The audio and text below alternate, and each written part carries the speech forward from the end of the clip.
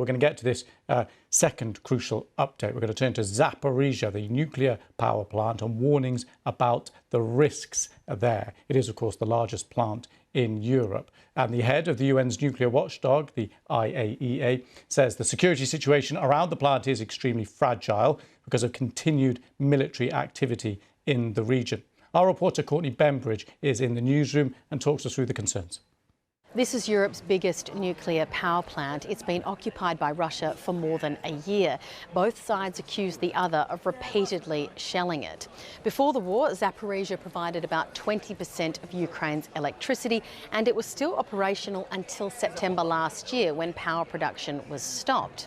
There are now concerns that heavy fighting around the plant could lead to a severe nuclear accident.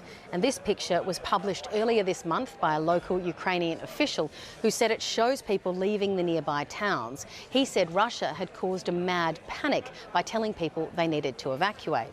While shelling is one concern, the other is about overheating nuclear fuel, which would happen if the power that drives the cooling systems here is cut off. And we've already seen that happen several times. In those instances, the plant was able to rely on backup diesel generators. But if they were to fail, it could be disastrous. This is the warning from the head of the International Atomic Energy Agency, Rafael Grossi. There have been 7 occasions when the site lost all of site power and had to rely on emergency diesel generators, which is, as you know, the last line of defense against a nuclear accident, to provide essential cooling of the reactor and spent fuel. The last one, the 7th, occurred just 1 week ago. We are fortunate that a nuclear accident has not yet happened. Another concern is lack of staff. Before the war, there were around 11,000 people working at the plant. It's now thought that number could be as low as 3,500. And these are the people that maintain those backup generators that are essential to preventing a full meltdown. So all of this adding to concerns about the plant and adding to calls for it to be demilitarised immediately. And you saw Rafael Grossi there, the Director General of the International Atomic Energy Agency. And I'm pleased to say we can say hello and speak to him now. Thank you very much for coming on the programme. My pleasure. Thank you very much. So how worried are you right now? Well, we have been worrying for more than a year, actually. But as you were describing and as your reporting shows, the situation is not improving. Now we are in the midst of what has been announced as a counteroffensive or preparations thereof. And this is what prompted me to multiply my diplomatic consultations.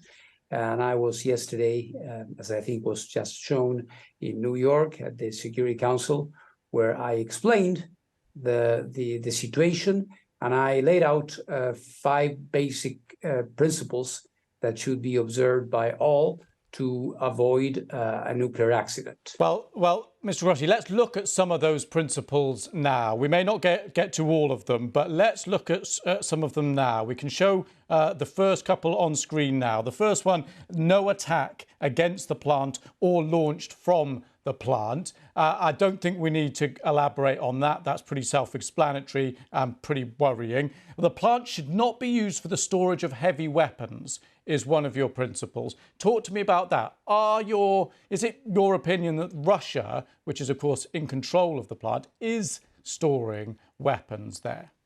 Not that we have seen it, but there has been a lot of speculation about that. And of course, with this possibility of major military operations, I thought it was very important to establish clearly that a nuclear power plant should never be a place where you put this type of systems, which would sort of sanctuarize it in order to be used to project force, or seen from the other side, could make a military target of it. So the principles, as you have seen, are very clear, crystal clear.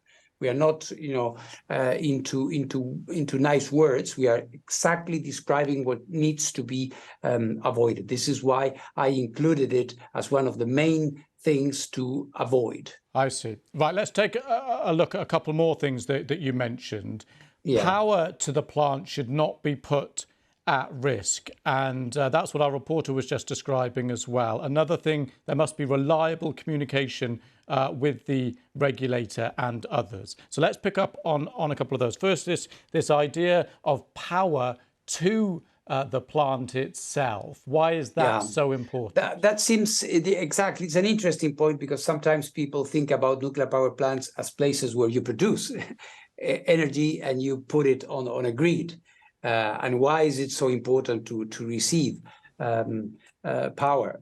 Well, this is crucial because you have a very important cooling function. You know, nuclear reactors, when the nuclear reaction is produced and they are producing energy, they are operating at hundreds of the degrees temperature. They need to be cooled constantly. And when you lose this cooling function, then it's basically what happened in Fukushima, where you lose the cooling, and then, of course, you have a meltdown, explosions, etc. So what has happened, this is actually one of the most dangerous thing. It has happened 7 times already, 7 times. The last one only last week, where the plant lost all feed from the grid, and therefore it had to be cooled through emergency generators. And presumably that can't carry on, because the more times that happens, the higher the risk. Exactly, and that's the last line of defense. You know, it's the last resort that you have, and it is only as good as the amount of petrol or whatever fuel you put into those. So it's unstable. It's not sustainable. Okay, and it should never happen. Mr. Grossi, we have to talk about the staff because there are lots of concerns about the numbers of staff there operating it falling and the stress they're under. This is a place that under normal circumstances would be operated by around 12,000 people. Now we are reduced to a few thousand, maybe between 2,000 and 3,000 people.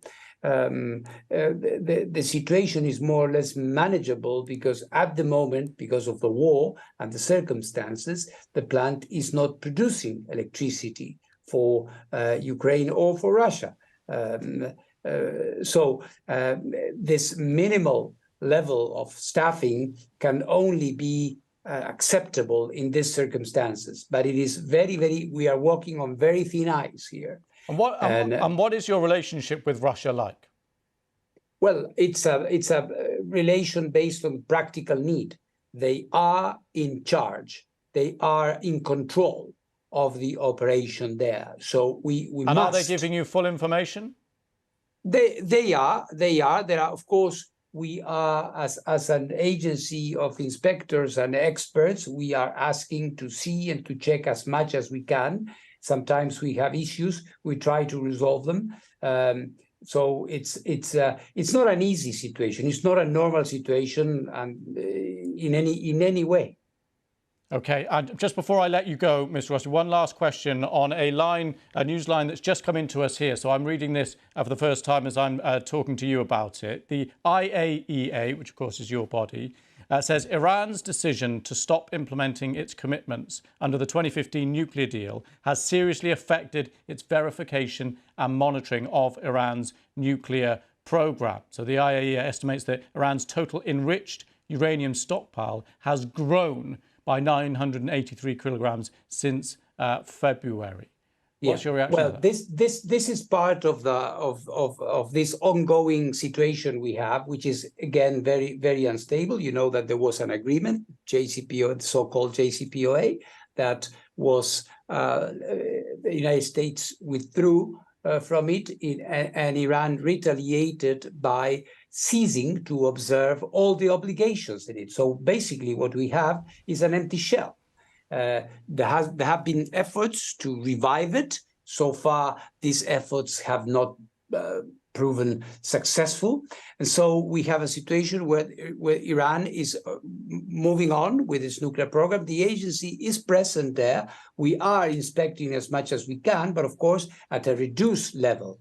One of the important aspects of that agreement was that it was giving the agency higher degrees of visibility and inspection commensurate with the dimension of this nuclear program. Now we've lost it, and this is what is leading to a situation which is less predictable than it was, and concerns around the world. We are working with Iran. We are trying to make them be as cooperative as they possibly can, but it's not easy. Rafael Grossi, thank you very much for your time. Thank you.